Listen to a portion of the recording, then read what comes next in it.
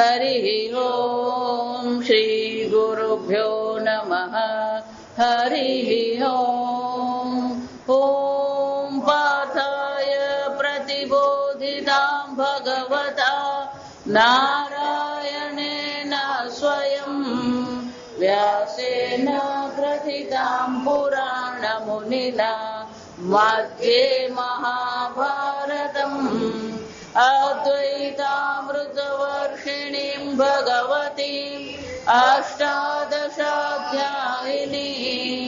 अम्ब त्वामनुसन्दधामि भगवद्गीते भवद्वेषिणीम् नमोऽस्तु देव्यास विशालबुद्धे कुल्लारविन्दायतपत्रनेत्र येन त्वया भारततैलपूर्णः प्रज्वालितो ज्ञानमय प्रदीपः प्रपन्नपारिजाताय स्तोत्रवेत्रैकपाणये ज्ञानमुद्राय कृष्णाय गीतामृतदुहे नमः। सर्वोपनिषदो गावः दोग्धा गोपालनन्दनः पार्थो वत्ससुधीर्भोक्ता दुग्धं गीतामृतं महद वसुदेवसुतं देवं कंसचाणूरमर्दनं देवकी परमानन्दं कृष्णं वन्दे जगद्गुरुं भीष्मद्रोणतथा जयद्रथजला गान्धारनीलोत्पला शल्यग्राहवती कृपेण वहनी कर्णेन वेलाकुला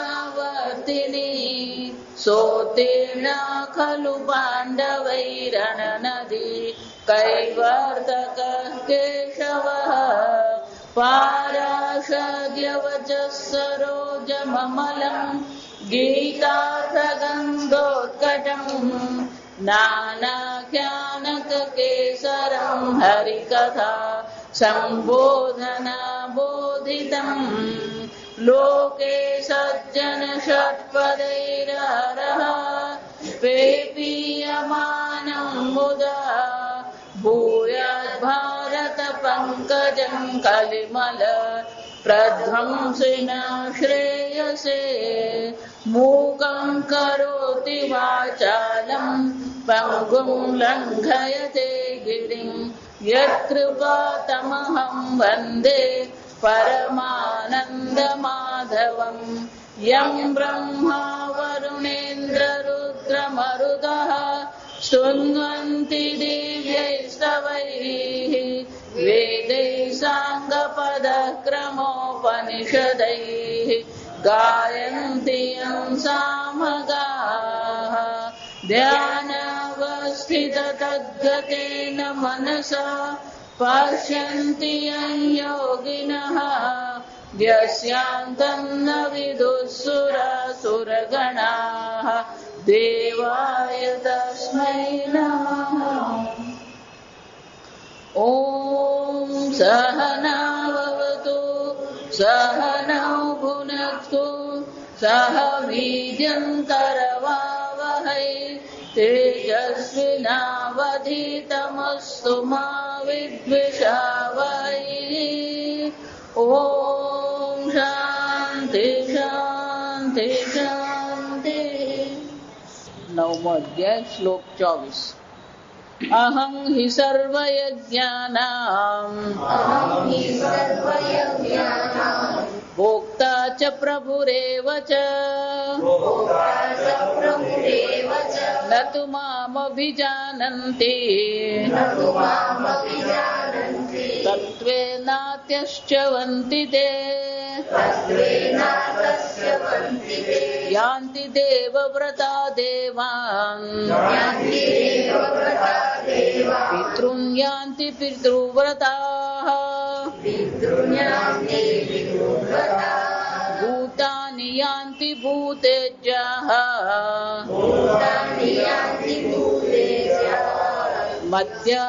યાન્તિ મધ્યાજીનોऽપि મામ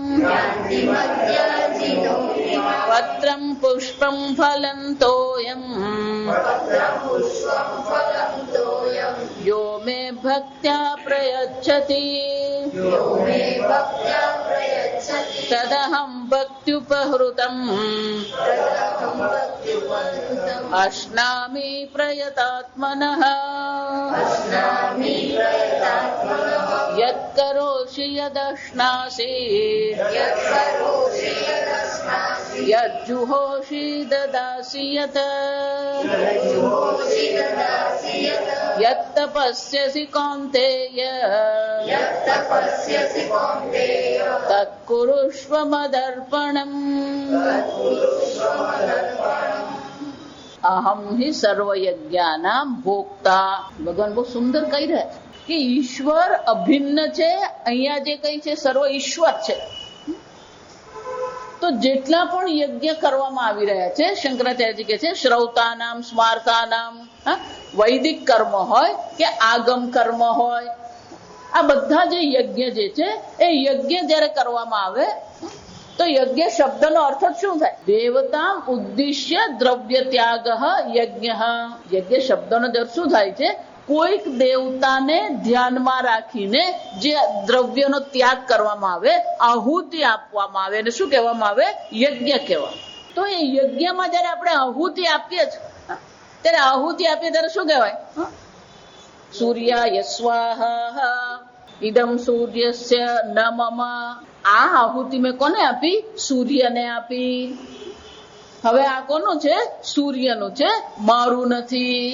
આપીએ ને ત્યારે ન મમ બોલવું પડે. કેમ?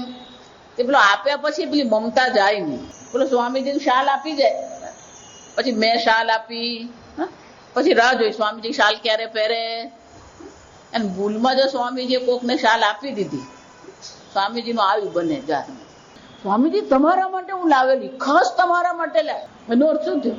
શાલ આપી દીધી પછી હવે તમારી છે જ નહીં. ના મામા પછી સ્વામીજી એને પહેરે કે ના પહેરે. ઘણી વાર સ્વામીજી માટે કઈક ભોજન મીઠાઈ લાવે, સ્વામીજી મીઠાઈ ખાવાની હોય ને એટલે શું કરે? બધાને વેચી દે અને પેલા દેખતા જ વેચે. સ્વામીજી જરાક તો ચાખી જુઓ. કેમ? મેં આપી, હું લઈ આવ્યો. આ મમતા કહેવાય. જરા એટલે દરેક મંદિરમાં પેલું સ્વાહા કહીએ પછી શું કહેવાનું? ના મામા હવે આ મારું નથી. વલ્લભાચાર્યજી બહુ સરસ કે છે, આ સંસાર કોને કહેવાય? આ હું અને આ મારું. અહંતા મમતા ઇતિ સંસાર. આપણે એવું કુંડાળું કરીને બેઠા છીએ ને, આપણું પોતાનું એક જગત છે અને એ જગતને જ માનીએ આ મારું. એટલે દેવતાઓને પણ જયારે આહુતિ આપવામાં આવે ત્યારે પેલું મનમાં આપણે કેવું પડે? ન મામા હવે આ કોનું છે? આ ઇન્દ્રનું છે, આ સૂર્યનું છે. આમ આહુતિ દ્રવ્યનો ત્યાગ કરવામાં આવ્યો. આ ઇન્દ્રને આપવામાં આવ્યું. તો આ દ્રવ્ય કોને આપવામાં આવ્યું? ઇન્દ્રને. તો આ દ્રવ્ય જો સમજો, તમે જે આહુતિ આપો ને એ દેવતાનું ભોજન છે. ક્યારેક ભવિષ્યમાં બૃહદારણ્યક ઉપનિષદ ભણીશું ને, એ બૃહદારણ્યક ઉપનિષદમાં આવે સપ્તાન્ન.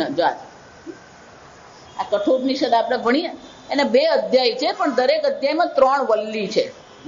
જેમ ગીતામાં અધ્યાય આપણે એવું કહીએ, પ્રકરણ કહીએ, એમ જુદા જુદા મુંડક ઉપનિષદમાં પહેલું મુંડક, બીજું મુંડક, ત્રીજો મુંડક, એમ બૃહદારણ્યક ઉપનિષદમાં જે અધ્યાય છે એ અધ્યાયને બ્રાહ્મણ કહેવામાં આવે છે. સપ્તાન્ન બ્રાહ્મણ. આ વિશ્વમાં 7 પ્રકારના અન્ન છે.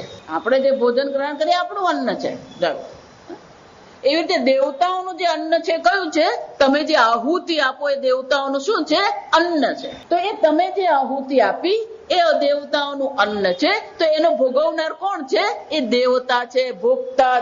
ભગવાન કે છે જે પણ અન્ય દેવતા, ગઈકાલે જોયું એમ, અન્ય દેવતા, આ અન્ય દેવતાનું યોજન કરી રહ્યો છે, પૂજન કરી રહ્યો છે. પણ ખરેખર એ દેવતા ભોગવવા વાળો નથી. એ ભોગવનાર તો કોણ છે? હું છું. અહમ હિ સર્વયજ્ઞાનામ ભોક્તા. સર્વ યજ્ઞમાં જે આહુતિ આપવામાં આવી રહી છે એ આહુતિનો ભોગતા ખરેખર કોણ છે? હું જ છું. તો 5મા અધ્યાયમાં જોઈ ગયા આપણે, સર્વ યજ્ઞના ભોગતા તો ભગવાન જ છે. ભલે આપણે એમ માન્યું કે મેં ઇન્દ્રને આપ્યું, આ સૂર્યને આપ્યું, માતાજી નવગ્રહ યજ્ઞ કર્યો. ગઈકાલે કીધું ને, કોઈને કોઈ ગ્રહ તો નડતો જ હોય, બહુ ચિંતા કરવાની નહીં. અને એ ગ્રહ નહીં ને, ઉપરના 9 ગ્રહ નહીં નડે ને તો આપણા મનમાં પડેલા જ છે બધા ગ્રહ. આગ્રહ, પરિગ્રહ, સંગ્રહ, હઠાગ્રહ, વિગ્રહ, પૂર્વગ્રહ. ઉપરના ગ્રહ નડે ને એના કરતા અંદરના ગ્રહ વધારે નડે. આ સમજ આપણે એમ માનીએ કે મેં આ ગ્રહને આહુતિ આપી. ભગવાન કે છે ખરેખર ભોગવવા વાળો તો હું જ છું. અહમ હિ સર્વ યજ્ઞાનામ. કેમ? દેવતાત્મત્વેના, દેવતા સ્વરૂપે પણ આ બધો યજ્ઞની આહુતિ ગ્રહણ કરનાર તો હું જ છું. દેવતા સ્વરૂપે પણ હું જ છું. દેવતા પણ ઈશ્વર જ છે. જો સમજો, દેવતાત્મત્વેન ભોક્તા ચ પ્રભુ એવ ચ પ્રભુ. આ પ્રભુ શબ્દના 2 અર્થ થાય. શંકરાચાર્ય પ્રભુ શબ્દનો અર્થ કહેતા જ નથી, કારણ કે આગળ બધી ચર્ચા થઈ ગઈ છે. આ સમય પ્રકર્ષેણ ભવતી ઇતિ પ્રભુ. ભગવાન તો કોણ છે? સત્યમ જ્ઞાનમ અનંતમ બ્રહ્મ. એ નિર્ગુણ નિરાકાર પરબ્રહ્મ સ્વરૂપ છે. અને છતાં પણ શું છે? પ્રકર્ષેણ ભવતી. આ સંપૂર્ણ વિશ્વ સ્વરૂપે ભગવાન શું છે? આ વિશ્વ સ્વરૂપે અભિવ્યક્ત થઈ રહ્યા છે. પ્રકર્ષણ સારી રીતે, પ્રકર્ષણ શું થાય? સારી રીતે આ ભગવાન આ જગત સ્વરૂપે અભિવ્યક્ત થઈ જ રહ્યા છે. પ્રકર્ષણ ભવતી ઇતિ પ્રભુ. જો એટલે જ કહું, ભગવાનને શોધવાનો છે જ નહીં. છે જ ભગવાન. 15મા અધ્યાયમાં ભગવાન એટલે કે છે પશ્યતિ જ્ઞાન ચક્ષુષા. આ ભગવાનના દર્શન કઈ રીતે થાય? જ્ઞાન ચક્ષુષા. એ જ્ઞાનની જરૂર છે, એ દ્રષ્ટિની જરૂર છે. કઈ બદલવાની જરૂર નથી. આ જગત ઈશ્વર છે જ. પ્રભુ પ્રકર્ષેણ ભવતી. આ એક અર્થ. પ્રભુ સ્વામી. પ્રભુનો બીજો અર્થ શું થાય? સ્વામી. સર્વનો નિયંતા કોણ છે? આ ઈશ્વર. એટલે ભગવાન કે છે આ ભોગતા પણ હું જ છું, આ સર્વનું નિયંત્રણ કરનાર પણ કોણ છે? હું જ છું. ભાગવત કથા સાંભળીએ ને, પેલા ઇન્દ્રને એમ થઈ ગયું કે હું જ વરસાદ આપું છું અને હું જ કરવા વાળો. ભગવાને નંદ બાબાને સમજાવે કે ઇન્દ્ર દેવતા છે. જા સમજ. અને દેવતા તરીકે આ વરસાદ પાડવો એનું કર્તવ્ય છે. તમે એની પૂજા કરો તો જ એ વરસાદ પડે એવું નથી. હું એટલે કહું, તમે કેટલા વાગે ઉઠો એની સાથે સૂર્યોદયને કઈ લાગતું વળગતું જ નથી. ભીષાસ્માદ્ પવતે ભીષોદેતિ સૂર્ય. સર્વ દેવતાઓ જે છે, ઇન્દ્ર છે, અગ્નિ છે, સૂર્ય છે, આ બધા પોતપોતાના કર્મ શું છે? યોગ્ય સમયે યોગ્ય પ્રકારે કરી જ રહ્યા છે. સૂર્યનારાયણ એવું નહીં વિચારે કે આ લોકો આજકાલ મોડા ઉઠે છે એટલે આપણે શું કરીએ? જરાક મોડા ઉગીએ. બધા પોતપોતાનું કર્તવ્ય કરે. એમ ઇન્દ્રનું પણ કર્તવ્ય છે. વરસાદના દેવતા કોણ છે? ઇન્દ્ર છે. એટલે ભગવાને નંદ બાબાને સમજાવે કે બાબા આપણે આ કરવાની જરૂર જ નથી, એ તો ઇન્દ્રની કર્તવ્ય છે. ઇન્દ્રએ વરસાદ આપવાનો જ છે, એમાં એની પૂજા કરવાની કોઈ આવશ્યકતા નથી. આપણી ખરેખર જો રક્ષા કરનાર હોય, આપણે જો ખરેખર જીવન આપનાર હોય તો આ ગોવર્ધન પર્વત છે. કેમ? આપણી ગાયોને ઘાસ એને કારણે મળે છે, વરસાદ એને કારણે છે. આપણી રક્ષા કરનાર કોણ છે? આ ગોવર્ધન પર્વત. કૃષ્ણ ભગવાન જે છે ને, એમની વિશેષતા છે, કોઈ પણ બાબતને બહુ શાંતિથી સરસ રીતે કોઈને પણ સમજાવી શકે. આ કૃષ્ણ ભગવાન. નંદ બાબા બધાને ભેગા કર્યા, ગામવાળા ભેગા થયા, બધાએ વિચાર્યું કે વાત તો સાચી છે. આપણો ગાયનું જે પાલન થઈ રહ્યું છે એ કોને કારણે થઈ રહ્યું છે? આ ગોવર્ધનને કારણે. એટલે કે બાબા આપણે ગોવર્ધનની પૂજા કરીએ. ખરેખર ગોવર્ધન એટલે ભગવાન જ ગોવર્ધન બની ગયા. જો પણ આપણે ગોવર્ધનની લીલા કરતા પેલો અન્નકૂટમાં વધારે મજા પડે. એટલે ભગવાન પેલો ગોવર્ધનની પૂજા કરાવી, પછી પેલો ભોગ અન્નકૂટ કર્યો. ભગવાને જ પેલો ગોવર્ધન બનીને શું કર્યું? અહમ ભોગતા. જા સમજ. બધું આરોગી ગયા. આમ ભોગતા પણ ભગવાન છે. આ સર્વ દેવતાઓનું નિયંત્રણ કરનાર પણ પ્રભુ કોણ છે? ઈશ્વર છે, ભગવાન છે. સર્વનું નિયંત્રણ ભગવાન કરી રહ્યો છે. આ એક માણસનું જ નિયંત્રણ થતું નથી. જો સમજ. દિવાળી ગઈ, લાભ પાચામાં ગયું, દેવ દિવાળી આવવાની, પેલું ઠંડી નામની તો હજી તો શાલ નીકળી જ નથી કપડામાં. કેટલી ગરમી હવે તો. કેમ? કર્મણી એવ તવ અધિકાર. ભગવાને કર્મની સ્વતંત્રતા આપી, એ સ્વતંત્રતાનો શું થઈ રહ્યો છે? દુરુપયોગ થઈ રહ્યો છે. હું વારંવાર બધાને કહું, આ પ્લાસ્ટિક વાપરવાનું ઓછું કરો. અને ધારો કે પ્લાસ્ટિક કોથળી તમે વાપરો ને, તો એને બીજી કે ત્રીજી વાર વાપરો. એ કોથળી લાવ્યા ને એટલે કચરામાં ફેંકી નહીં દેવા, મૂકી રાખો. કઈ ને કઈ વપરાય આપણે, એને રીયુઝ કહેવાય. જો આ પાના પણ જે છે ને, આપણે ઝેરોક્સ કરીએ તો એક બાજુ કરીએ અને બદલે શું કરવાનું? બંને બાજુ. તો પાના 50% થઈ જાય. જો વિચાર, તમને કલ્પના પણ નથી. આ જે નોટબુક, આ બાળકોની જે નોટબુક આવે ને, એક વૃક્ષમાંથી વધારેમાં વધારે 2 કે 3 નોટબુક બને. વિચારજો કેમ? એની શાખાઓ નકામી છે, એની છાલ નકામી છે, પેલું વચ્ચેનું જે થડનો ભાગ, જે પલ્પ જેને કહેવાનું, એ જ કામનું છે. ભગવાન આ સંપૂર્ણ વિશ્વનું નિયંત્રણ કરી રહ્યો છે, પણ એક આ માણસ જ છે, શું કરતો રહે? હંમેશા ઊંધું જ વિચારે. આ ગીતામાં અર્જુનની એ જ હાલત છે. ભગવાન કે તું યુદ્ધ કર, કે ભગવાન નહીં કરું, ન યુદ્ધ થઈ ગોવિંદ, ભગવાન નહીં લડું, જા પણ બેસી પડ્યું. જો વિચાર, મોટે ઉપાડે ભગવાને દ્વારકાથી લઈ આવ્યો, મોટે ઉપાડે ભગવાને સારથી બનાવ્યા, મોટે ઉપાડે ભગવાને કીધું 2 સેનાની વચ્ચે રથ મૂકો. ભગવાન કે મૂક્યો. અને પછી શું કહે છે? ના યોત્સય ગોવિંદ. અને બોલિંગ પર ચૂપ થઈ ગયો છે. તુષ્ટિમ બભૂવ. સંજય શું કહે છે? પેલો બોલ્યો તો ચૂપ થઈ, બોલે જ નહીં. કઈ માણસની બુદ્ધિ જે કરવાનું છે નહીં કરે, પણ નહીં કરવાનું બધું જ કરે. એમ કે ભાઈ રોજ માળા કર, એ માળા સિવાય ને બધું જ કરતો હોય. જાય એમ કે રોજ મંદિરે, એ મંદિર જવા સિવાય બધે જ જતો હોય. બધું સંપૂર્ણ વિશ્વનું નિયંત્રણ ભગવાન કરી રહ્યો છે. પણ એક માણસની વાત આવે ને ત્યારે ભગવાન શું કરી દે? છોડી દે છે. એટલે 6 ભગવાન શું કે? ઉદ્ધરેદાત્મનાત્માનમ નાત્માનમ અવસાદે. અર્જુન, તારો ઉદ્ધાર તારે કરવાનો, હું નહીં કરું. કોને ઉદ્ધારમાં રુચિ છે? કેટલા ફટાકડા ફોડ્યા ને, કેટલો મઠિયા ખાધા ને, કેટલા ચોળાફળી ખાધી. દિવાળીનું પર્વ એટલે પૂજનનું પર્વ છે. પેલી રમા એકાદશી છે. વાઘ બારે પેલો વાઘ નથી. આ સમજો, આપણે કે બધું જાત જાતનું જ લેતા ફરીએ. વાઘબા વાણી છે. વાણી સરસ્વતીનું પૂજન છે. ધનતેરસમાં 2 પૂજા થાય. એક લક્ષ્મી માતાની પૂજા છે અને બીજી ધન્વંતરીની પૂજા છે. સમુદ્ર મંથન થયું ત્યારે સમુદ્ર મંથનમાં આ ધન્વંતરી ધનતેરસને દિવસે પ્રગટ થઈ. કાળી ચૌદસ કાલીમાની પૂજા, જ્યાં શક્તિની પૂજા છે. આ સમજ પૂજન પર્વ છે. પણ આપણે એમ શું બનાવી દીધું? ખાધું પીધું લેર કરી. દિવાળી એક જ એવું અમાસ છે જેમાં આપણે પૂજા કરીએ અને ઉત્સવ કરીએ. આ વિચારજો, એક જ અમાસ એવી છે. આખા વર્ષની 12 અમાસમાં આ એક જ અમાસ છે જે દિવસે શું કરવામાં આવે? એનું પૂજન કરવામાં આવે, ચોપડા પૂજન કરવામાં. જો વિચારી જોજો. એટલે ભગવાન કે છે આ સંપૂર્ણ વિશ્વનું નિયંત્રણ કરનાર કોણ છે? પ્રભુ. આ પ્રભુ હું છું અર્જુન. કેમ? મત સ્વામી કહ હિ યજ્ઞ. મત સ્વામી કહ, હું આ બધાનો કોણ છું? સ્વામી છું, પ્રભુ છું, નિયંત્રણ કરનાર છું. અધિયજ્ઞ હમેવાત્ર ઇતિ ચ ઉક્તમ. ભગવાન કે છે, આ શંકરાચાર્ય કે છે, આગળ ભગવાન આજ કહી ગયા અધિયજ્ઞોહમ. અધિયજ્ઞનો નિયંતા પણ કોણ છે? હું જ છું.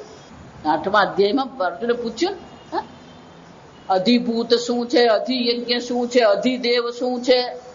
ત્યારે ભગવાને જવાબમાં શું કીધું? અધિયજ્ઞોહમ એવાત્ર અર્જુન. હું જ અધિયજ્ઞ છું. યજ્ઞનો ભોગતા પણ હું જ છું, યજ્ઞનો નિયંતા પણ હું જ છું. પણ મુશ્કેલી ક્યાં છે? જા સમજો. આ હું છું, દેવતાઓ પણ હું જ છું, ભોગતા પણ હું જ છું, સર્વનું નિયંત્રણ કરનાર પણ હું જ છું. હું મુશ્કેલી ક્યાં છે? ન મામ અભિજાનંતી. પણ મને આ પ્રકારે કોઈ ઓળખતું જ નથી. જાણતું નથી ને, ઓળખતું નથી. જાણતું. ભગવાનને આપણે ઓળખીએ, પણ કઈ રીતે ઓળખીએ? પણ મંદિરમાં બેઠા ભગવાનને ઓળખીએ છીએ આપણે, પણ આ વિશ્વ સ્વરૂપે જે ઈશ્વર છે એને આપણે ઓળખીએ ન અભિજાનંતી મામ. તો પછી શું થશે એનું? તત્વેન અતઃચ્યવંતી. મનુષ્ય શરીર મળ્યું આ તત્વ જ્ઞાન માટે મળ્યું, પણ એ મને આ પ્રકારે જો ઓળખશે નહીં તો તત્વથી એનું શું થશે? ચ્યવંતી, પતન થશે. જેને માટે આ મનુષ્ય શરીર મળ્યું એ જો તમે પ્રાપ્ત નથી કરતા તો તમારું પતન અવશ્ય છે. અને એટલે ભગવાન શું કહી રહ્યા છે? તત્વેન અતઃ. અતઃ એટલે એટલા માટે. આમ અવિધિપૂર્વક એ પૂજા કરી રહ્યો છે અને અવિધિપૂર્વક એ પૂજા કરતો હોવાને કારણે એનું શું થવાનું છે? ચ્યવંતી તત્વેન. જો વિચાર, ખરેખર અહીંયા ભગવાનની અવગણના છે કે તમારી અવગણના છે? તમે જ સત્યમ જ્ઞાનમ અનંત બ્રહ્મ છો જ. તમે સચ્ચિદાનંદ બ્રહ્મ છો અને તમે પોતાને સચ્ચિદાનંદ બ્રહ્મ જાણતા નથી તો ખરેખર શું થયું? તમારું જે તત્વ સ્વરૂપ જે છે એ તત્વના સ્વરૂપથી તમારું શું થઈ રહ્યું છે? પતન થઈ રહ્યું છે. અવિધિપૂર્વકમ ઈષ્ટ્વા યાગ ફલાત. આમ જે દેવતાઓની આપણે પૂજા કરીએ છીએ એ દેવતાઓ અલ્પ છે અને એનું ફળ પણ શું મળવાનું? અલ્પ જ મળવાનું.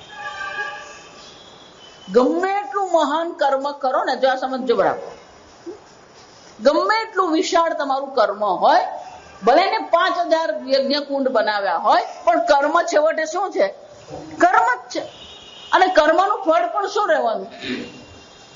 અલ્પ જ રહેવાનું. જો સમજો, કર્મ અલ્પ છે અને કર્મ ફળ પણ શું છે? અલ્પ જ છે. આ બધા સંપ્રદાયો જે છે લોકોને કર્મની ખટપટમાં શું કરતા રહે છે? ભેરવતા જ રહે છે. ગમે એવું મહાન પુણ્ય કર્મ હોય પણ પુણ્ય કર્મ પણ છેવટે શું છે? અલ્પ જ છે.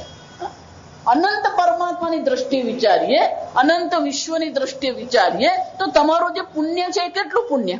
આગળ જોઈ કે અહીંયા જ આપણે તેતમ ભુક્ત્વા સ્વર્ગ લોકમ વિશાલમ ક્ષીણે પુણ્ય મર્ત્ય લોકમ વિશંતિ. જો વિચાર, હું એટલે કહું કે તમે જે કરો છો એ કરો, પણ આ તત્વ ભગવાને બહુ સરસ કહી રહ્યા. જો સમજો, ખરેખર આ ભગવાન આક્રોશ કરી રહ્યા છે કે તત્વથી તમારું પતન થઈ રહ્યું છે. જેને જાણવાનું છે એ આત્મ તત્વને તમે ઓળખતા નથી અને આ અલ્પને ઓળખીને અલ્પની પાછળ તમે પડી રહ્યા છો. આમ અર્જુન અતઃ આ કારણથી અર્જુન એ લોકોનું પતન થાય છે. ભલે એમણે પુણ્ય કર્મ કર્યા હોય, અનેક પ્રકારના યજ્ઞ કર્યા છે, પણ એ યજ્ઞ કર્મો પણ તમને ક્યાં સુધી કામ લાગવાના? કરો, બધું જ છે. આ જગતમાં સેવા પણ કરવાની જ છે, પણ સાથે સાથે આ તત્વજ્ઞાન માટે પણ પ્રયત્ન કરવાનો છે. અને એ તત્વજ્ઞાન માટે જે પ્રયત્ન કરતો નથી, ભગવાન કે છે એનું પતન અવશ્ય થાય છે. ગમે એટલું કર્મ મહાન હોય. જો એટલા માટે આ ભાગવતનો પણ આરંભ જે થાય છે ત્યાં શું કહેવામાં આવે?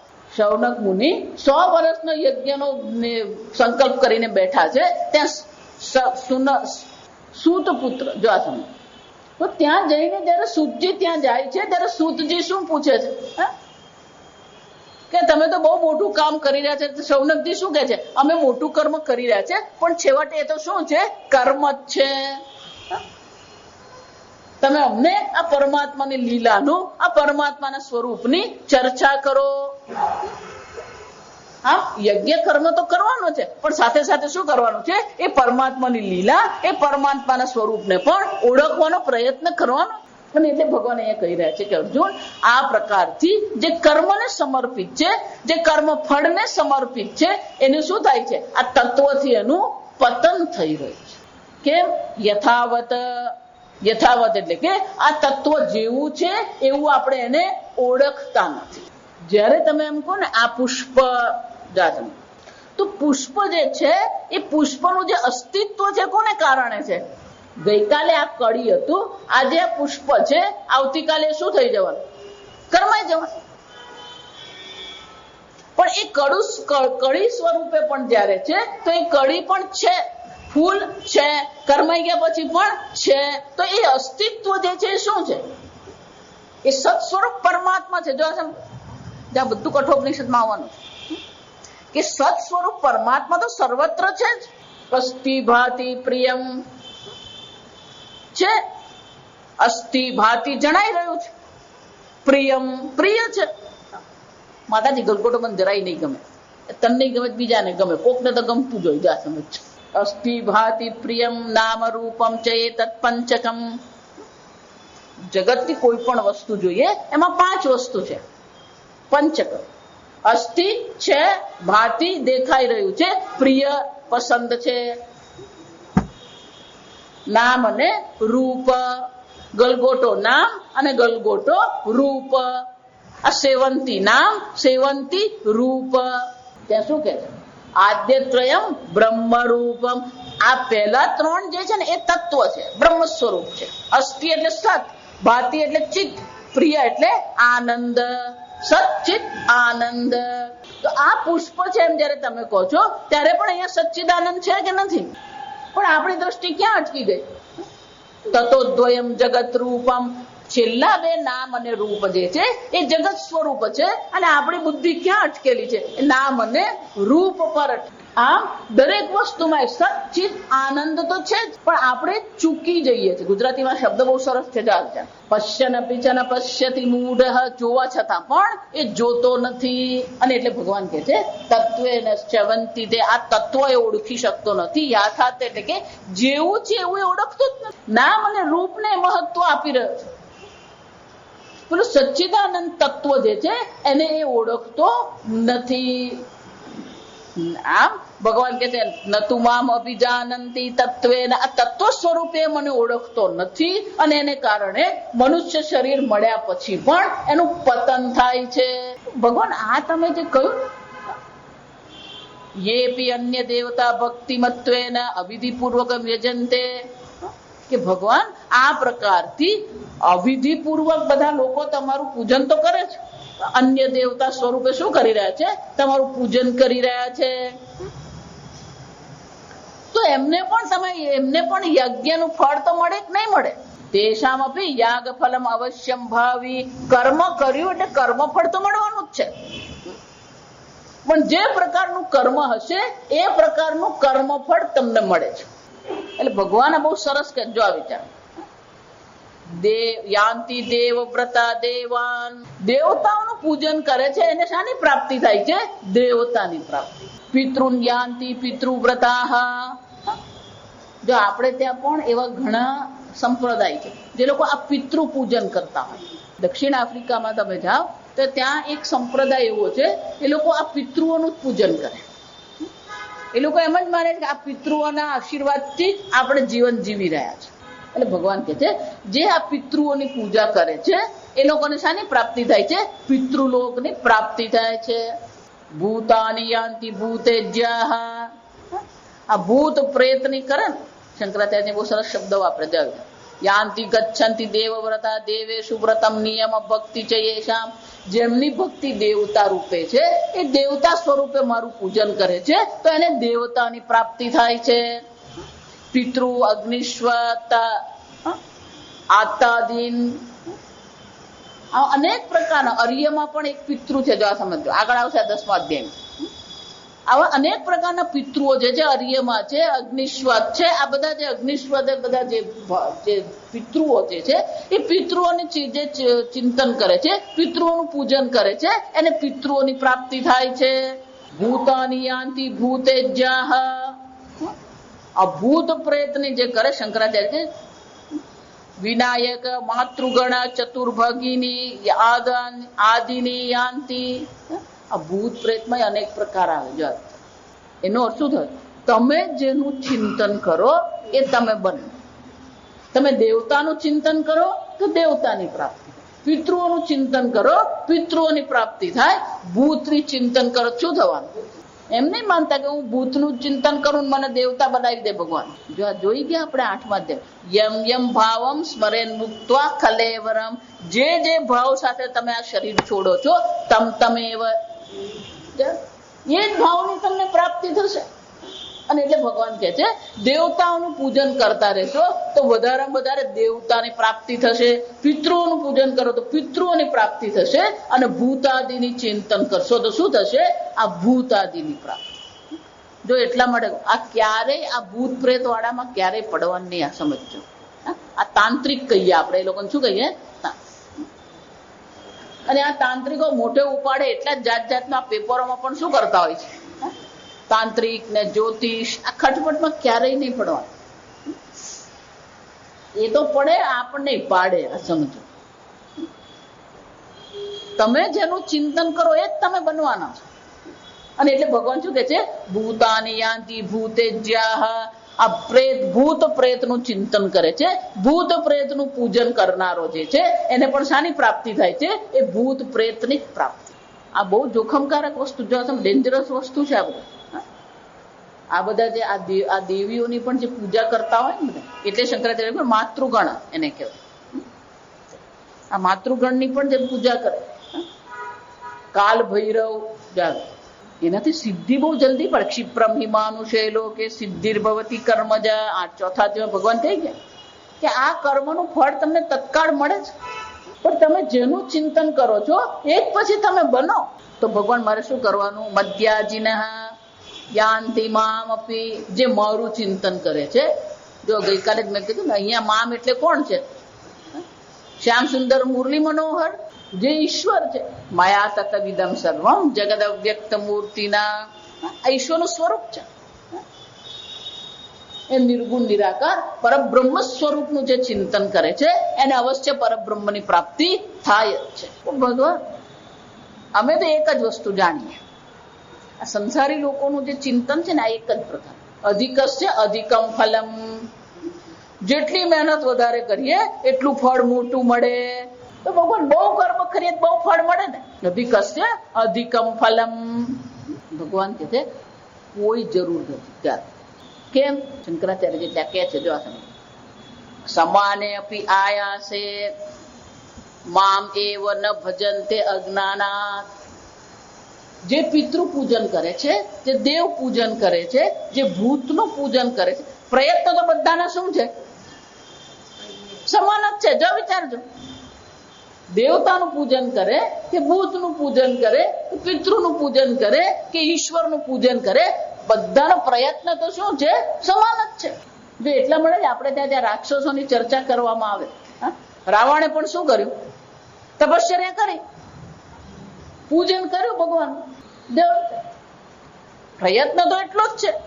સમાને અપી આયાસે મામ એવ ન ભજન્તે અજ્ઞાનાત, પણ અજ્ઞાનને કારણે શું કરી રહ્યો છે? એ મારું ભજન કરતો નથી, એ આ અલ્પ દેવતાઓનું, આ ભૂતોનું પૂજન કરી રહ્યો છે. તેન તે અલ્પ ફલ ભાજ ભવંતી ઇત્યર્થ. અને એટલા માટે એ જેનું પૂજન કરે છે અલ્પ છે, અને એટલા માટે એને જે ફળ મળી રહ્યું છે એ પણ શું છે? અલ્પ જ છે. તો ભગવાન અલ્પ ફળ મળી રહ્યું છે, તો અનંત ફળ મેળવવું હોય તો મારે અનંત કર્મ કરવા પડે ને.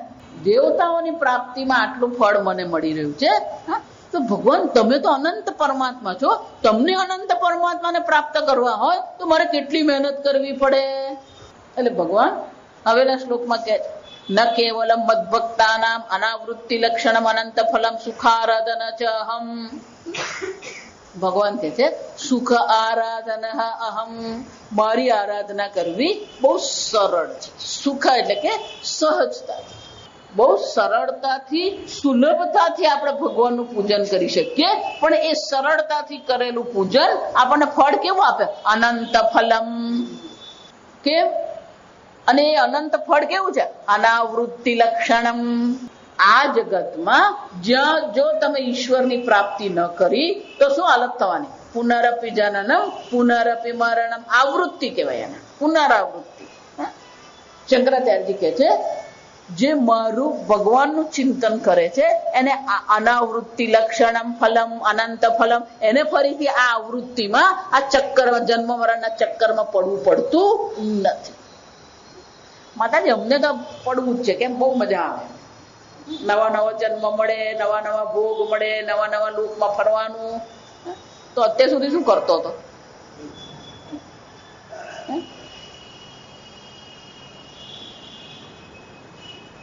જો કેટલાય લોકમાં ફરી આવ્યા ને કેટલી યોનિમાં રખડી આવ્યા.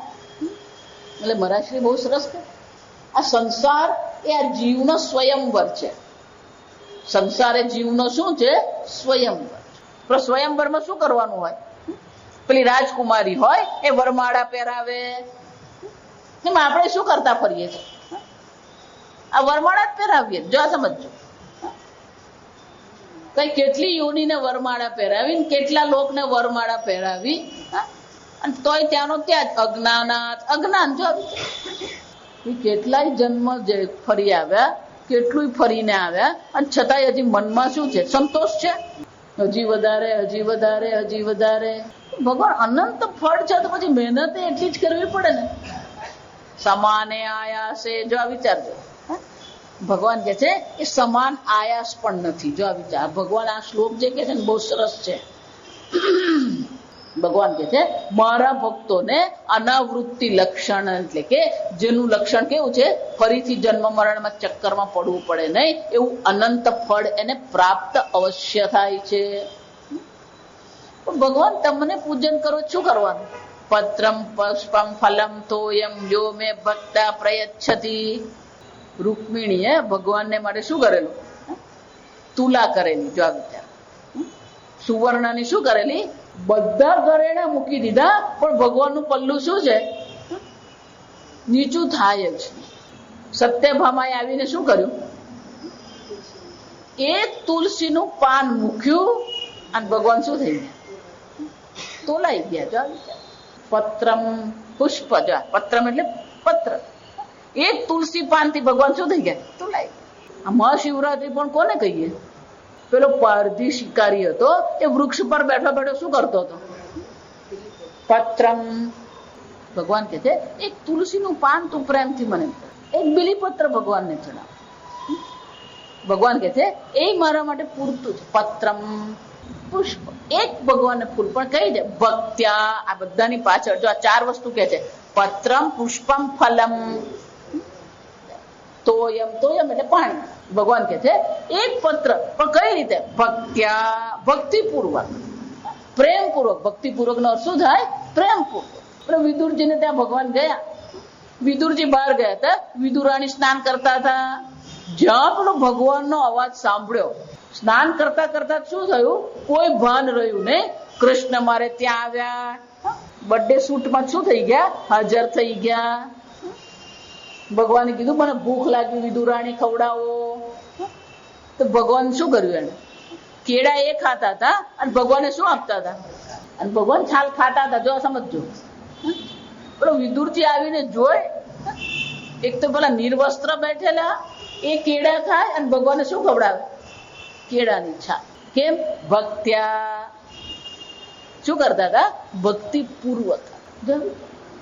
પત્રમ, ભગવાનને આપણે આપીએ પણ પ્રેમથી આપો, ભક્તિપૂર્વક આપો. જો અનેક દ્રષ્ટાંતો છે. દ્રૌપદીનું પણ જોઈએ તો દ્રૌપદીને પણ શું હતું? સૂર્યનારાયણે અક્ષય પાત્ર આપ્યું હતું. ભગવાન જઈને કે દ્રૌપદી મને ભૂખ લાગી છે, કે ભગવાન અક્ષય પાત્રમાંથી મેં ભોજન કરી લીધું, હવે આવતીકાલે શું થશે? અક્ષય પાત્રમાં ભોજન મળશે. નાના પણ દ્રૌપદી જોતો ખરું જરાક કઈ, તો શું મળ્યું? એક ભાજીનું પત્તું મળ્યું, એક ભાજીનું પાન. ભગવાને શું કર્યું? ભગવાને તૃપ્ત નહીં થયા. એટલે દુર્વાસા ભગવાન અને એમની સાથે આવેલા એમના બ્રહ્મચારીઓ બધાને શું થઈ ગયું? તૃપ્તિ થઈ. પત્રમ જન. ભગવાન તમે બસ શું માંગી રહ્યા છો? એક તુલસીનું પાન, એક દુર્વા, એક બીલીપત્ર ભગવાનને આપો. પણ કઈ રીતે? ભક્ત્યા. જો એ મહત્વ આ વસ્તુ છે, આ સમજો. આપણે ભગવાનને આપીએ ને એમાં કંજુસાઈ જ કરીએ. આ સમજ. જો આજકાલ તમે જુઓ, લોકોનું જે વિચાર સરણી છે ને બિલકુલ બદલાઈ ગઈ. છેલ્લા 5-6 વર્ષમાં તમે જુઓ, લોકોની જે વિચાર પદ્ધતિ જે છે ને સાવ બદલાઈ ગઈ. લોકો એટલા બધા સ્વકેન્દ્રિત થઈ ગયા. પહેલા હું જા, લોકો એવા થઈ ગયા. અને બાળકો પણ શું થઈ ગયા છે? 15,000 નો મોબાઈલ લાવે, પણ પેલા બ્રાહ્મણને 1500 આપવાનો હોય તો સમજ. અને વેલ્યુ જે છે, મૂલ્યાંકન, એ આખું એને શિફ્ટ કહેવાય. Value shifting. જા સમજે, વેલ્યુ જે છે એનું આખું શું થઈ ગયું? આખું એનું શિફ્ટ થઈ બદલાઈ ગયું. બીજાને આપવામાં જે આનંદ હતો એ આનંદ શું થઈ ગયો? હવે રહ્યો જ ને. વેલ્યુ શિફ્ટિંગ છે. જો આ સમજ, આખું મૂલ્યાંકન જે છે, સમાજનું મૂલ્યાંકન, પરિવારનું મૂલ્યાંકન શું થઈ ગયું? બિલકુલ બદલાઈ ગયું. પેલા તો પેલું ઘરમાં કંઈક બને એટલે એક વાટકી પડોશીને ત્યાં શું થાય? આપણે ગુજરાતીમાં વાટકી વ્યવહાર કહીએ છીએ. એટલું જ ને, કોઈને ત્યાંથી આપણે ત્યાં આવ્યું હોય તો પેલું ખાલી પાત્ર મોકલવાનું ને, કઈ નહીં તો પછી 2 ચમચી ખાંડ મૂકે. જો મને યાદ છે, નાના નાની ત્યાં અમે રહેવા જતા વેકેશનમાં, તે વખતે આ બધું આ ફરસાણ ને બધું હતું નહીં. જો આ વિચાર, એટલે કોઈ કંઈક મોકલાવે અને ઘરમાં કઈ આપવાનું નહીં હોય તો નાની અમને શું કે 2 ચમચી ખાંડ મૂકીને આપી આવ. એ તો પૂરો ખાલી ડબ્બો જ આવે. જો આ વિચાર છે. અને અડધી વાર તો ડબ્બો આવે નહીં, ભૂલી જ જાય આપવાનું. આપણે યાદ દેવડાવવું પડે, એટલે ભાઈ પેલો ડબ્બો લેતો આવજે. આપવાની જે ભાવના, વેચવાની જે ભાવના જે છે ને, સ્વામીજી બહુ સરસ કે વેલ્યુ શિફ્ટિંગ જે છે ને, આખું મૂલ્યાંકન બધું શું થઈ ગયું, બદલાય. એટલા માટે જ એ લોકોને જયારે આપણે એમ કહીએ ભક્તિપૂર્વક તું આપ, એને નહીં સમજાય, કારણ કે એ લોકોનું થિંકિંગ જ શું છે, સેલ્ફ સેન્ટર્ડ છે. જો પત્રમ, ભગવાન એક પાંદડું આપો પણ પ્રેમથી આપો. પુષ્પમ, ત્યાં બધા દ્રષ્ટાંત પુરાણોમાં સમજ. પેલો ગજેન્દ્ર હાથી ડૂબી રહ્યો તો મગરે પગ પકડ્યો અને મૃત્યુ નજીક હતું, એને પૂર્વજન્મનું સ્મરણ થયું, ભગવાનની ભક્તિ એને યાદ આવી, એને ભગવાનનું શરણ ગ્રહણ કર્યું અને એને શું કર્યું, તળાવમાં જે કમળ હતું એક કમળ પકડીને એને શું કર્યું, પુષ્પમ, એક ફૂલ ભગવાનને ચડાવ્યું. જ્યાં ભગવાનને ફૂલ ચડાવ્યું, ભગવાન નીકળ્યા બચાવવા માટે. જો સૌથી ગતિમાન આ ગરુડ કહેવાય, પણ ભગવાને જોયું કે પેલો ગજેન્દ્ર ડૂબી રહ્યો છે, આ ગરુડની ગતિ ભગવાનને ધીમી લાગી, એટલે ગરુડને પાછળ છોડ્યું. ભગવાન ક્યાં પહોંચ્યા, ગજેન્દ્ર મોક્ષ એને શું કહેવામાં આવે, એને ભગવાને શું ચડાવ્યું, એક ફૂલ આપ્યું. સમજો, પુષ્પમ ફલમ, પેલી શબરીએ ભગવાનને શું ખવડાવ્યું, હેઠા પોળ. વૃંદાવનમાં એક ફળવાળી હતી, જો આ વાર્તા એ બધા કથા બધાને ખબર છે. પેલી ફળવાળી ફળ નીકળી, યશોદા કંઈક કામ કરતી હતી અને પેલી ફળવાળી આવી, એટલે પેલો લાલો ત્યાં ગયો, મને ફળ આપ, મને ફળ આપ. પણ યશોદાએ પેલા લાલાને સમજાવ્યું, કોઈની પાસે આમ લેવું નહીં, આપણે આપવું.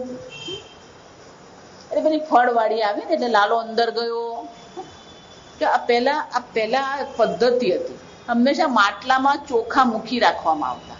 કોઈ પણ આવે એટલે એમાંથી શું કરવાનું, એક વાટકી ચોખા આપી. અને એમ નહીં માનતા કે પેલા નકામાં ચોખા મૂકી રાખે. આપણે જે ચોખા ખાઈએ છીએ એ જ ચોખા હોય. આજકાલ જેમ કરે પેલી ખાવાની સોપારી ને પૂજાની સોપારી જશે. એટલે લાલાએ શું કર્યું, પેલો ગયો લાલો અંદર અને પેલો ખોબામાં શું કર્યું, પેલા ચોખા લીધા અને દોડતો દોડતો આવ્યો. પેલા હાથમાં કાણા એટલે પેલા ચોખા પણ શું થયા, વેરાતા ગયા. પણ જયારે લાલો પેલા ચોખા લઈને દોડતો હતો, પેલી ફળવાળીએ લાલાને દોડતો જોયો અને એને આંખમાંથી આંસુ આવવા માંડ્યા. કેમ, એટલો સુંદર લાલો દેખાતો હતો, એટલો ભોળો નિર્દોષ હતો, એ લાલાને જોઈને પ્રેમમાં પડી ગઈ. એટલે લાલાના હાથમાં જેટલા ચોખાના દાણા હતા એ ચોખાના દાણા એને શું કર્યા, પેલા ટોપલામાં મૂક્યા, મને ફળ આપ જા. પેલી શું કર્યું, ભગવાનને ફળ આપી દીધા. એને કઈ ખ્યાલ જ નહીં ભગવાને કેટલા ચોખા મૂક્યા કે ભગવાને કઈ આપ્યું. કેમ, ભગવાનને જોઈને જ એટલા પ્રેમમાં પડી ગઈ, એવી ભક્તિમાં પડી ગઈ કે ભગવાન સિવાય એને કઈ દેખાતું નતું. એટલે ભગવાને જે કઈ આપ્યું હોય એ લઈને માથા પર મૂકીને શું કર્યું, નીકળી. ઘરે જઈને જયારે ટોપલો ઉતાર્યો અને જોયું તો શું હતું, એક એક દાણો, એક એક મોતી હતો, એક એક રત્ન હતા. ફલમ, શું એને ભગવાનને આપ્યું, એક ફળ આપ્યું. શંકરાચાર્યજીના જીવનમાં પણ છે ને, જયારે પેલું બટુક તરીકેનો યજ્ઞોપવીત કરવામાં આવી અને યજ્ઞોપવીત કર્યા પછી શું કરવાનું હોય, ગામમાં જઈને ભિક્ષા માંગવાની હોય બટુક તરીકે. એટલે ભગવાન માંગવા ગયા, શંકરાચાર્ય ભગવાન ભિક્ષા દેહી ભગવતી. પેલી માં વિધવા હતી, એકલી રહેતી હતી, એની પાસે હતું નહીં કઈ. એટલે આવો તેજસ્વી બાળક એને આંગણે આવ્યો અને ભિક્ષા માંગી રહ્યો છે. એ જોઈને એને બહુ હરખ થયો આપવાનો, પણ એની પાસે કઈ હતું નહીં. એટલે આંખમાંથી દળદળ આંસુ પડવા માંડ્યા કે હે બાળક, મને તને આપવાની બહુ ઈચ્છા છે પણ મારી પાસે એવું કઈ છે નહીં. તો કે માં કઈ નહીં, કઈ પણ નાની કઈક વસ્તુ હોય તો એક નાની વસ્તુ મને આપો. એને યાદ આવ્યું કે પેલું એક આમળું ઘરમાં પડેલું છે. અંદર જઈને શું કર્યું, એમણે આમળું લઈ આવ્યા અને આમળું આપી દીધું. ફલમ જગ. શંકરાચાર્યજી વિચાર્યું કે આ એક જ ફળ એની પાસે હતું જેનું એનાથી પેટ આજે ભરાવાનું હતું, એ શું કર્યું, મને આપી દીધું. તે શંકરાચાર્યજી શું કર્યું, લક્ષ્મી માતાને સ્તોત્રનું રચના કરી, લક્ષ્મી માતાને પ્રાર્થના કરી. એને કનકધારા સ્તોત્ર કહેવામાં આવે. શું થયું, કનકધારા, સોનાના આમળાનો વરસાદ થયો. પત્રમ પુષ્પમ ફલમ તોયમ. જો આ તો બહુ લાંબુ ચાલે, બધી જાત જાતની કથાઓ છે, આ સમજો. તોયમ જળ. એક ભીલ હતો, જા વિચારો એની રીતે રહે. પણ જંગલમાં એક શિવાલય, એટલે ત્યાં કોઈ બ્રાહ્મણે જેને પૂજા કરીને તેને જોયું કે એ શું કરે છે, પણ જળ ચડાવે છે. એટલે એને ઈચ્છા થઈ કે હું જળ ચડાવું. પણ હાથમાં પાણી લઈને ગયો, પણ પેલું પાણી શું થયું, ખાલી થયું. એટલે એને ખબર નહીં પડે શું કરવું. પાણી ભગવાનને એને અભિષેક કરવો છે, એને શું કર્યું, મોઢામાં પાણી લીધું. જાવી મોઢામાં પાણી ભરીને ગયો, ભગવાનને મોઢા પરથી ભગવાન પાણી. કેમ? કારણ કે એની એક જ હતું, મારે ભગવાનને અભિષેક કરવો છે. તો એમ પત્રમ પુષ્પમ ફલમ તો એમ. શું આપણે ભગવાન કે છે આવી નાની વસ્તુ, જો આ સમજો, વસ્તુ ક્ષુલ્લક છે. આ સમજો, જે વસ્તુ છે એ કેવી છે, કઈ એની કિંમત નથી. પણ કેવી રીતે? ભક્ત્યા પ્રયચ્છતિ. તું ભક્તિપૂર્વક મને આપ. જે આપે ભલે અલ્પ હોય, પણ એની પાછળની ભાવના તારી કેવી હોવી જોઈએ? ભાવના મહાન હોવી જોઈએ. અત્યારે એવું થઈ ગયું, પેલી વસ્તુ મહાન હોય, ભાવના શું છે, દેખા દેખી થઈ ગઈ. જો વિચાર, લગ્નમાં તમે જો તો દેખા દેખી, એમાં આપવાની ભાવના, પ્રેમની ભાવના નથી. જો વિચાર, પહેલા તો પેલા બે પકવાન બનાવ્યા હોય, પણ એટલા પ્રેમથી લગ્નમાં જમાડતા. મને યાદ છે, ઘરમાં લગ્ન હોય, હા, અત્યારે તો એવું છે કે પેલા એવા અટવાતા હોય કે કોણ જમીને ગયું કે નહીં જમ્યા, કોઈ જોવાય નહીં જાય. જો જયારે પહેલા તો શું થતું, ઘરના જે વડીલ હોય એ પંગતમાં શું કરે, જો વિચાર, મીઠાઈ લઈને નીકળે અને બધાને શું કરે, આગ્રહપૂર્વક જમાડે, ધ્યાન રાખે. હવે બોલો ધ્યાન કોણ રાખે? બોલો કેટરર ધ્યાન રાખે કેટલી થાળી થઈ. જા સમજો, દરેક જણને, દરેક વ્યક્તિને પૂરતું ભોજન મળી રહે કે નહીં એનું ધ્યાન આપવામાં આવતું, પ્રેમથી જમાડતા. આ જયારે પેલો જમીન ગયો, ભૂખો ગયો, કોઈ જોવા વાળું પૂછવા વાળું નહીં હોય. જો ભાવના નથી રહી. જો ભગવાન શું કે છે, ભક્ત્યા, પ્રેમપૂર્વક, ભક્તિપૂર્વક તમે મને આપો. વસ્તુ ભલે અલ્પ હોય, પણ એની પાછળની ભાવના તમારી એ મહાન ભક્તિભાવ હોવો જોઈએ. પત્રમ પુષ્પમ ફલમ તો એમ યો મે ભક્ત્યા પ્રયચ્છતિ. જે ભક્તિપૂર્વક આ બધું મને આપે છે, ભગવાન ભાવનો ભૂખ્યો છે. જો તમે શું આપો છો એના કરતા કેટલા ભાવથી તમે ભગવાનને આપો એ વધારે મહત્વ. આવી અનેક કથાઓ છે. આ સમજો, સંપૂર્ણ પુરાણ તમે જુઓ ને, દેવીની પુરાણ, દેવી પુરાણ જુઓ, ભાગવત પુરાણ જુઓ, બધા અનેક કથાઓ છે કે આપેલી વસ્તુ કેવી છે, અલ્પ છે. સુદામા શું લઈ ગયા? જો વિચાર, શું લઈ ગયા હતા સુદામા? પૌવા લઈ ગયા. અને ભગવાનનો પેલો સોનાને દ્વારિકા જોઈને એમને શરમ લાગી કે આ પૌવા તો મારા સોનાની દ્વારિકા સામે શું છે, કઈ નથી. એટલે આપવાનો સંકોચ થયો. જો વિચાર, એ આપવા તૈયાર નતા. ભગવાનને ખબર હતી કે આ બ્રાહ્મણ છે, ભક્ત છે, ખાલી હાથે નહીં જ આવ્યો હોય. એટલે ભગવાને કીધું તમે શું લાવ્યા, તું મારી માટે શું લાવ્યો સુદામા? કે ના ભગવાન કઈ નથી લાવ્યો તમારે. કે ના મને ખબર છે તું કઈક તો લઈને આવ્યો જશે. ભગવાને પેલી પોટલી ચૂંટવી દીધી અને પૌવા શું કરે, ભગવાન પેલા પૌવા ખાતા હતા, બે ફાકા માર્યા એટલે રૂકમિણી આવીને શું કહ્યું, બસ ભગવાન હું તમારી અર્ધાંગીની છું, અડધું તમે મને આપો. કેમ?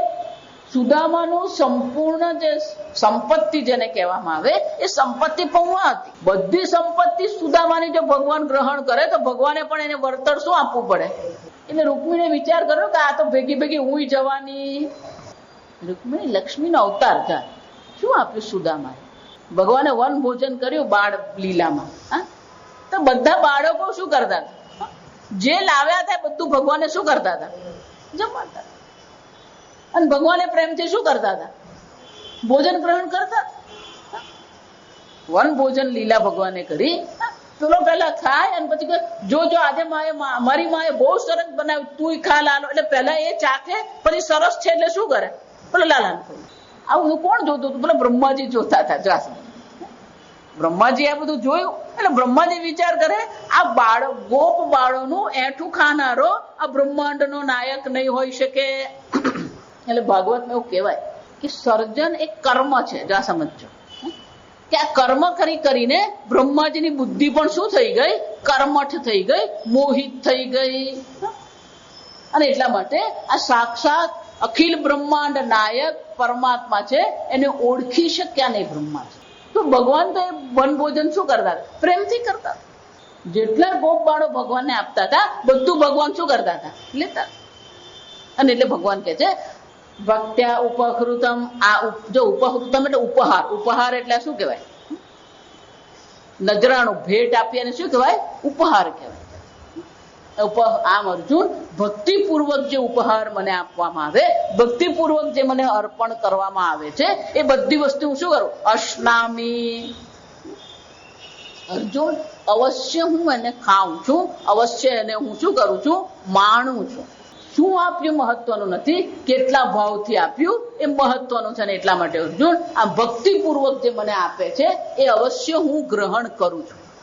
અને એટલું જ નહીં, એ ગ્રહણ કરું છું એટલું જ નહીં, અનંત ફલાય છે. અને એનું ફળ પણ એને શું મળે છે? અનંત ફળની એને અવશ્ય પ્રાપ્તિ થાય છે. આગળ આપણે આવતીકાલે. ઓમ સ્વસ્તિ પ્રજાભ્ય પરિપાલયન્તામ ન્યાયેન માર્ગેણ મહિં મહિષાઃ ગો બ્રાહ્મણેભ્ય શુભમસ્તુ નિત્યં લોકા